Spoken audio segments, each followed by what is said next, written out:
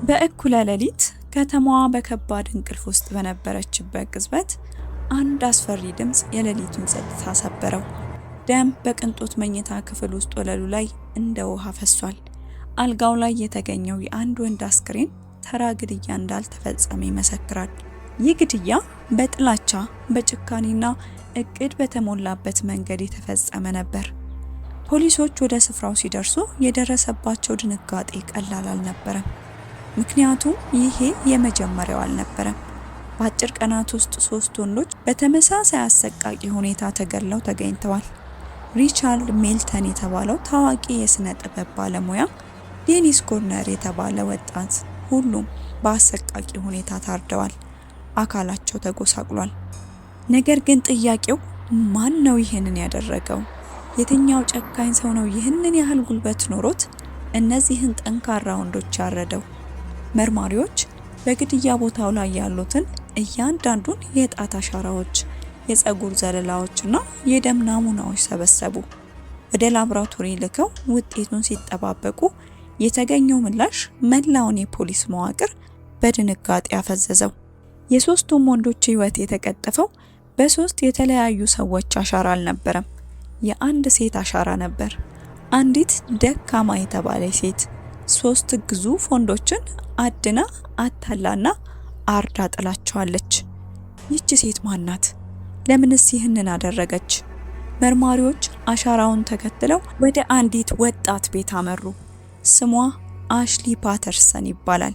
አሽሊ ፓተርሰንን የሚያውቃት ሁሉ የሚናገረው አንድ ነገር ብቻ ነው፣ እርሷ መልአክ ናት ይላሉ። አሽሊ በዓለም ታዋቂ በሆነ የኮምፒውተር ኩባንያ ውስጥ የምትሰራ ከፍተኛ ባለሙያ ናት።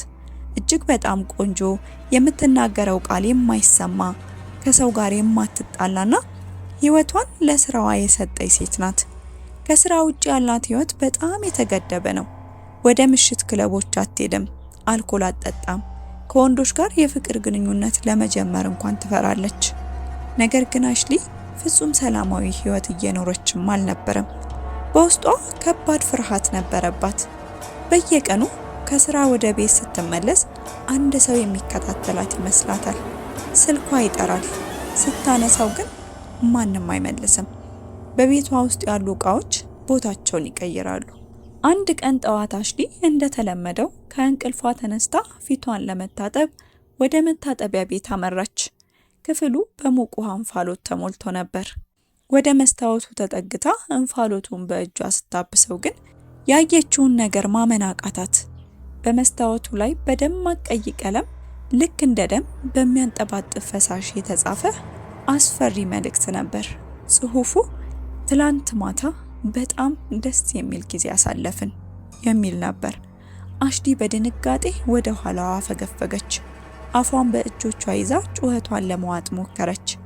መላ አካሏ በከፍተኛ ፍርሃት ይንቀጠቀጥ ጀመር። አይኖቿ በእንባ ተሞልተው ደረቷ በአየር እጥረት እየተቆራረጠ መተንፈስ አቃታት። የበለጠ ያስደነገጣት ግን የተጻፈበት ቀይ ቀለም ምን እንደሆነ ስታውቅ ነው። ቀለሙ ሌላ ሳይሆን እሷ ራሷ የምትቀባው ውድ የከንፈር ቀለም ነበር። ያንን አስፈሪ ጽሑፍ ካየች በኋላ አሽሊ በመኝታ ክፍሏ ውስጥ ማደር አስፈሪ ሆነባት። ስለዚህ አንድ ሌሊት ፍርሃቷን ለመቀነስ ስትል ብርድ ልብሷን ይዛ ወደ ሳሎን መጣች። የሳሎኑን በር በጥንቃቄ ቆለፈችው። ሶፋው ላይ ተኝታ መላ አካሏን በብርድ ልብስ ሸፍና አይኖቿን ጨፈነች። እኩለ ሌሊት ላይ አሽሊ በከባድ ቅዠትና በሰውነት መክበድ ስሜት እየተሰቃየች በድንገት ባነነች። አይኖቿን ስትገልጥ ግን ክፍሉ ሙሉ በሙሉ ጭር ያለና ጨለማ ነበር። ቅዠት ነው ብላ ተነስታ መብራቱን አበራችው። ነገር ግን ወደ መሃል ሳሎን ስትመለከት ልቧ ለአፍታ መምታቱን አቆመ። ሳሎን ውስጥ ካለው ጠረጴዛ ላይ እሷ ጨርሶ አስቀምጠ የማታውቀው አንድ የቪዲዮ ካሴት ተቀምጧል። አሽሊ እጆቿ እየተንቀጠቀጡ ካሴቱን አነሳችው። ምን እንደሆነ ለማወቅ ካሴቱን አስገብታ አጫወተችው። ቴሌቪዥኑ ላይ መታየት የጀመረው ምስል አሽሊን ሙሉ በሙሉ አደነዘዛት። ቪዲዮ የተቀረጸው ከጥቂት ሰዓታት በፊት እዛው እሷ ሳሎን ውስጥ በነበረችበት ሌሊት ነበር። ካሜራው ሶፋው ላይ ተኝታ የምትገላበጠውን አሽሊን በቅርብ ርቀት ያሳያል። አንድ ሰው ካሜራ ይዞ እሷ ተኝታ ሳለ ሳሎን ውስጥ እየተራመደ ይቀርጽ ነበር። ከሁሉም በላይ የሚያስፈራው ግን ካሜራው ቀስ እያለ ወደ ሶፋው ተጠግቶ ተኝታ የነበረውን ፊቷን በቅርብ ርቀት ሲያሳይ፣ በቪዲዮ ላይ ያለችው አሽሊ በድንገት አይኖቿን ገለጠች። ነገር ግን አልጮኸችም፣ አልደነገጠችምም። ይልቁንም ወደ ካሜራው ተመልክታ በጣም አስፈሪ በሆነ በተንኮል የተሞላ ፈገግታ ፈገግ አለችና ካሜራውን በእጇ ተቀብላ አጠፋችው። አሽሊ በምትሰራበት ኩባንያ ውስጥ ሁለት ሴቶች አሉ። የመጀመሪያዋ ቶኒ ፕሬስቶን ትባላለች። ቶኒ ከአሽሊ ፍጹም ተቃራኒ ናት። እንግሊዛዊ ዘዬ አላት። በጣም ደፋር፣ ወንዶችን እንደ ልብ የምታጫውት፣ የምሽት ክለቦችን የምታደምቅና ሕግ የማይገዛት ሴት ናት። አሽሊ እነዚህን ሴቶች በአካል አታውቃቸውም ነበር። መርማሪዎች ግን አሽሊን በቁጥጥር ስር ለማዋል ቤቷ መጡ። እጆቿ በካቴና ሲታሰሩ አሽሊ በከፍተኛ ድንጋጤ ታለቅስ ነበር። እኔ ንጹህ ነኝ፣ የትኛውንም ሰው አልገደልኩም እያለች ትጮህ ነበር። እውነቱ ሊገለጥ የሚችለው በአንድ ቦታ ነበር፣ በፍርድ ቤት። ይህ የፍርድ ቤት ክርክር በዓለም ታሪክ ውስጥ እጅግ አስገራሚ ከሆኑት መካከል አንዱ ሆነ። ዓለም አቀፍ ሚዲያዎች ሁሉ አይናቸውን እዚህ ላይ ያደረጉ። የመንግስት ከሳሽ ጠበቃ አሽሊ ጨካኝ፣ ስልታዊና ሰዎችን አስልታ የምትገድል ተከታታይ ነፍሰ ገዳይ አድርጎ አቀረባት። ነገር ግን የአሽሊ ጠበቃ የሆነው ዴቪድ ሲንገር አንድ የማይታመን መከላከያን ይዞ ቀረበ። ደንበኛ የአሽሊ ወንጀሉን ስትሰራ አይምሮዋ በእርሷ ቁጥጥር ስር አልነበረም አለ። ጠበቃው የዓለማችንን ታዋቂ የስነ አይምሮ ዶክተሮች ምስክርነት እንዲሰጡ ጠራ። እነዚህ ዶክተሮች አሽሊን ለሳምንታት በፈተሹበት ወቅት የታዘቡትን አስደንጋጭ ቪዲዮ ማስረጃ ለፍርድ ቤቱ አሳዩ። ቪዲዮ ሲከፈት ወንበር ላይ የተቀመጠችው አሽሊ ናት። በድንገት ግን የፊቷ ገጽታ ተቀየረ። የድምጿ ቃና ተለወጠ። እንግሊዛዊ ዘዬ በመጠቀም መሳቅና መሳደብ ጀመረች። እኔ አሽሊ አይደለሁም፣ እኔ ቶኒ ነኝ። ያንን አረመኔ ወንድ የገደልኩት እኔ ነኝ አለች። ከጥቂት ደቂቃዎች በኋላ ደግሞ ፊቷ በሐዘን ተሞልቶ ማልቀስ ጀመረች። በዚህ ጊዜ ደግሞ ራሷን አሌት ብላ ጠራች። የሕክምና ኤክስፐርቶቹ የመጨረሻውን ምስክርነት ሰጡ። አሽሊ ፓተርሰን ከአንድ በላይ ማንነት መያዝ ወይም ዲሶሲቲቭ አይደንቲቲ ዲስኦርደር የተባለ ከባድ የስነ አእምሮ ህመም አለባት። ቶኒና አሌት የተባሉት ሴቶች ሌላ ቦታ የሚኖሩ ሰዎች አይደሉም። በአሽሊ አእምሮ ውስጥ የተፈጠሩ የየራሳቸው ስም፣ ባህሪ፣ ድምጽና ትውስታ ያላቸው የተለያዩ ማንነቶች ናቸው። አሽሊ ግድያዎችን ፈጽማለች። ነገር ግን አሽሊ የምትባለው ዋናዋ ማንነቷ ይህንን ስታደርግ ጨርሶ አታውቅም ነበር። አይምሮዋን ቶኒ ስለምትቆጣጠረው አሽሊ ትዝታዋ ይጠፋል። ለዚህ ነበር ጠዋት ስትነቃ ያልገዛቻቸውን ልብሶች የምታገኘው፣ በመስታወት ላይ ጽሑፍ የሚጻፈውና በቪዲዮ ላይ ራሷን ያየችው። ፍርድ ቤቱ ረጅም ክርክር ካደረገ በኋላ አሽሊ በወንጀል ጥፋተኛ እንዳልሆነችና ወደ ወህኒ ቤት ከመሄድ ይልቅ ከፍተኛ ጥበቃ ወደሚደረግበት የአእምሮ ሕክምና ማዕከል እንድትገባና እንድትታከም ወሰነ። ይህ አስፈሪ የአእምሮ ህመም በአሽሊ ላይ እንዴት ሊከሰት ቻለ? ዶክተሮች የአሽሊን ያለፈ ታሪክ በጥልቀት ሲመረምሩ ከተፈጸሙት ግድያዎች ሁሉ የላቀ አሰቃቂና ልብ ሰባሪ እውነት አገኙ። አሽሊ ያደገችው በሀብታም ቤተሰብ ውስጥ ቢሆንም አባቷ በሀገሪቱ ታዋቂና የተከበረ ዶክተር ነበር። ለሰዎች አባቷ መልካም ሰው ይመስል ነበር። ነገር ግን ማንም በሌለበት በሩ ሲዘጋ የአባት ወደ ሰይጣን ይቀየር ነበር። አሽሊ ገና የ6 እና የ7 ዓመት ህፃን ሆና እያለች የገዛ አባቷ ደጋግሞ አስገድዶ ይደፍራት ነበር። በአካሏና በስነ ልቦናዋ ላይ ሊገለጽ የማይችል ከባድ ስቃይ ያደርስባት ነበር። አንዲት ምስኪን ህፃን ልጅ ይህንን የመሰለ ከባድ ስቃይና ፍርሃት የምትቋቋምበት አቅም የላትም። በዚህ ጊዜ የሰው ልጅ አእምሮ ራሱን ከአደጋ ለመከላከል የሚጠቀምበት የመጨረሻ መከላከያ ይገነባል። አሽሊ አባቷ ሊደፍራት ሲመጣ ህመሙንና ፍርሃቱን መቋቋም ስላቃታት አእምሮዋ ይህ እየደረሰ ያለው በኔ ላይ አይደለም የሚል ሀሳብ ፈጠረ። እናም ህመሙንና ስቃዩን የምትቀበል ወንዶችን የምትጠላና የምትበቀል ቶኒ የተባለች ጠንካራ ማንነትን ፈጠረ። ውበትንና ስዕልን የምትወድ አሌት የተባለች ማንነት ደግሞ በሌላ በኩል ተፈጠረች። የገዛ አባቷ የፈጠረው የልጅነት ጠባሳ አሽሊን ለ2 አስርት ዓመታት ያህል በአይምሮ እስር ቤት ውስጥ እንድትኖር አደረጋት።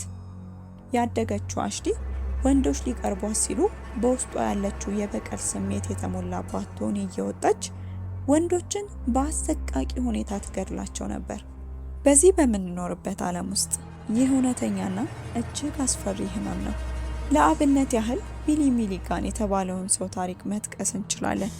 ቢሊ በአሜሪካ ታሪክ ውስጥ በአይምሮ ውስጥ 24 የተለያዩ ማንነቶች የነበሩት ሰው ነው።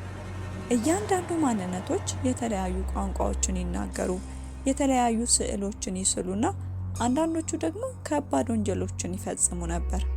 ልክ እንደ አሽሊ ሁሉ ቢሊም ፍርድ ቤት ቀርቦ በህመሙ ምክንያት ነፃ ተብሎ ሕክምና ማዕከል ውስጥ እንዲቆይ ተደርጓል።